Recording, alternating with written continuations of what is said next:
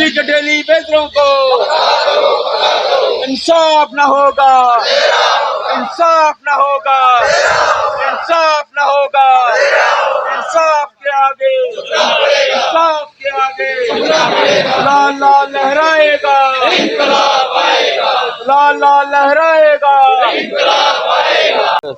सरकार की तरफ से बीच में मीटिंग चल रही है, कोई अभी तक कोई पॉजिटिव रिजल्ट नहीं आया है, लेकिन जब तक पॉजिटिव रिजल्ट नहीं आएगा, हमारे हक में कोई फैसला नहीं होगा, तब तक हम ग्राउंड पे डटे रहेंगे और ये पीछे हटने वाली कोई बात नहीं है। 20 दिन है, लंबा समय हो गया, काफ़ी लंबी हड़ताल होगी।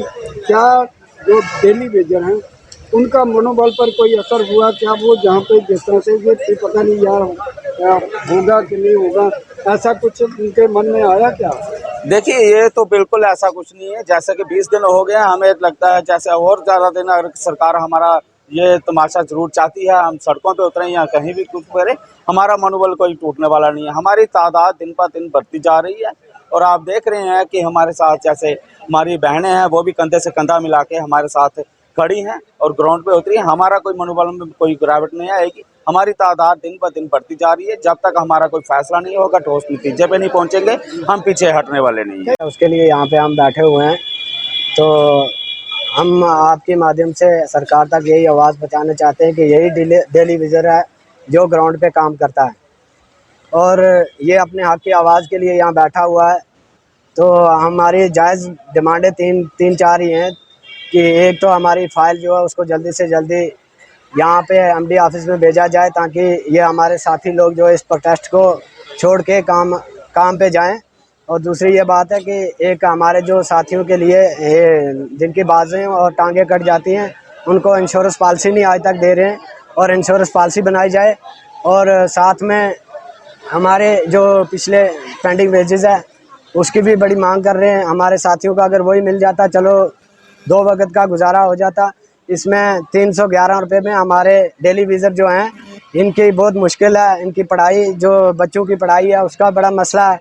हम हर मीडिया कर्मी से यही सरकार से हाथ जोड़ के विनती करते हैं कि हमारी जो जायज़ डिमांडें हैं उनके ऊपर आप नज़र दें और हमारे जो हक बन रहा है उसके लिए हम यहाँ पे बैठे हुए हैं। जब का धन्यवाद करता हूँ जो हमारी समय समय पर आवाज़ प्रशासन तक पहुँचा रहे हैं। मैं Sonu Mehra, as a state secretary Jammu province PDL TDL। Sir, आज हमें 20-21 दिन हो गए हैं धरने पे बैठे हुए। बहुत हमारी बातचीत भी हुई, इस डिपार्टमेंट के साथ टेबल टॉक भी हुई, पर कोई भी बातचीत हमारी निर्णायक मोड़ पे नहीं पहुंची है। देखो, आश्वासन पे आश्वासन मिल रहे हैं, टाइम पे टाइम मांग रहे हैं। पहले भी हमने टाइम दिया था 10-15 दिन का, पर कुछ नहीं हुआ। अब फिर हम अपने हक के लिए इस मंच सजाया है, पर आज तक हमारी फाइल जो है सेक्टर में ही घूम रही है। कभी फाइनेंस में, कभी GAD में, कभी प्रिंसिपल सेक्रेटरी के टेबल पर, कभी CM के टेबल पर। देखो, धोखे में धोखा मिल रहा है।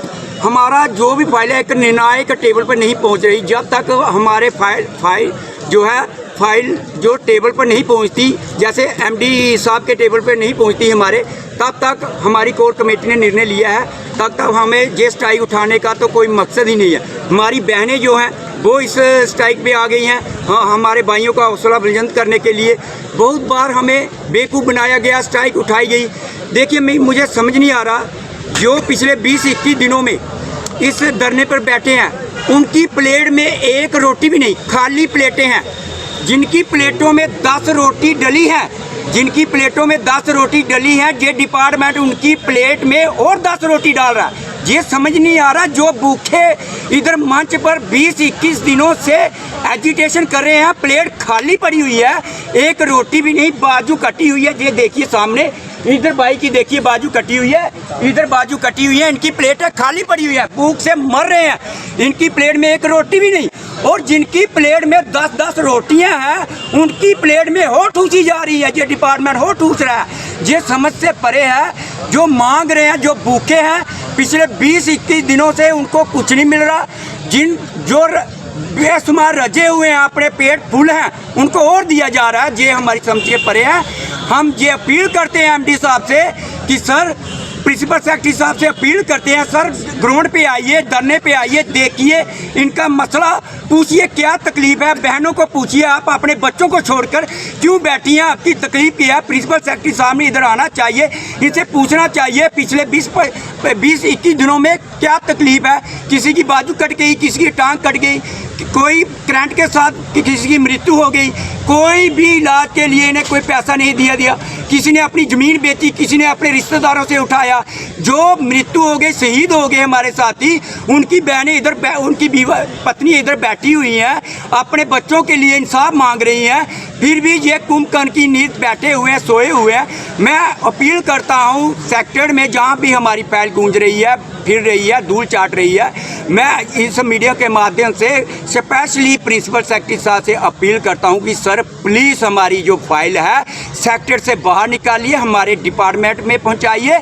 उसके बाद हमारी कोर कमेटी जो है निर्णय लेगी हमने क्या करना है क्या नहीं करना। हम टकराव की नीति नहीं चाहते, हम पीसफुल देशभक्त लोग हैं, हम पीसफुल से अपने ऑफिस में, अपने एमडी ऑफिस में बैठे हुए हैं। ना ही हमने कोई पावर हाउस बंद किया है, ना ही हमने कोई फॉल्ट डाला है, ना ही हमने कोई लाइट बंद की है। हम अमन शांति के लोग हैं।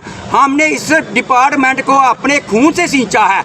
इस डिपार्टमेंट में हमने शहीदियाँ दी हैं, अपने बाजू दिए हैं, टांगे दिए हैं।